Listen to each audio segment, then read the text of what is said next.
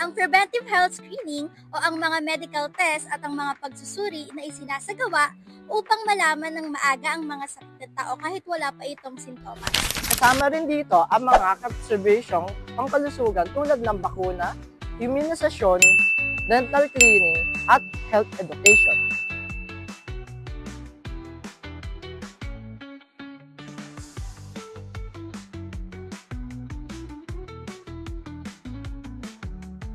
Layunin nitong maiwasan ang sakit matulungan ang mga tao na gumawa ng tamang desisyon tungkol sa kanilang kalusugan. Sa madaling salita, ang preventive screening ay isang paraan para maalagaan ang ating kalusugan bago pa lumala ang anumang sakit. Makakatulong ang preventive health screening sa maagang pagtuklas ng mga anumang sakit. Kapag ang sakit ay natukoy ng maaga, mas madali itong gamutin.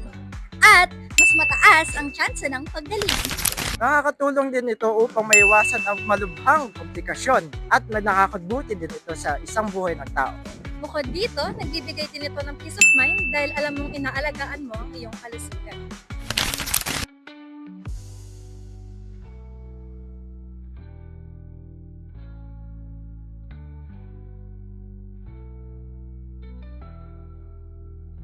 Gayunpaman, may ilang limitasyon din ang preventive health screening.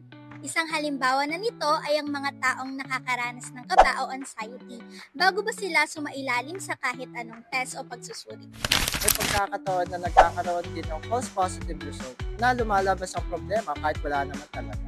Maaaring kumain din ito ng oras at gastos, ngunit sa kabuuan, mas malaki pa rin ang benepisyo nito kumpara sa mga limitasyon. Isa sa mga halimbawa ng screening ay ang cancer screening. Para naman sa mga cervical cancer, may mga test katulad ng HPV test at pap smear upang matukoy kung may pagbabago sa cells sa loob ng cervix.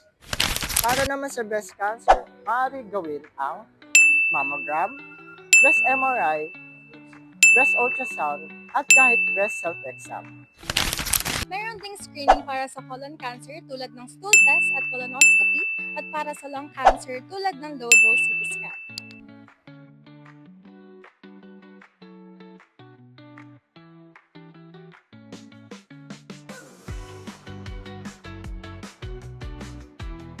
Bukod sa cancer, mahalaga rin ang screening para sa mga chronic diseases. Halimbawa, ang diabetes mellitus ay maaaring matukoy sa pamamagitan ng mga screen test katulad ng fasting blood glucose, hemoglobin A1C test at oral glucose tolerance test para naman sa kumpirmasyon.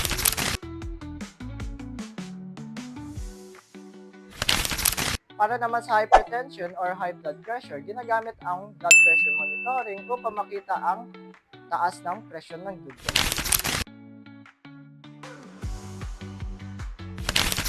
Mayroon ding screenings para sa infectious diseases. Merong ding mga screening test para sa mga sexually transmitted infections or STI na isinasagawa upang magamot at maiwasan ang pagkalat ng anumang infeksyon. At para naman sa hepatitis B at C, may mga blood test tulad ng HB-Sag at anti-HB upang matukoy kung may infection.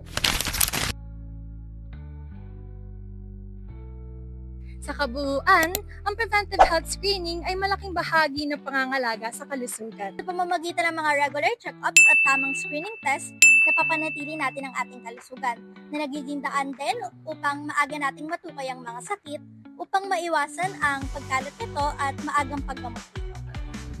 Tandaan, mas mabuting gamutin ito na maaga kaysa gamutin ito ng mas malala pa.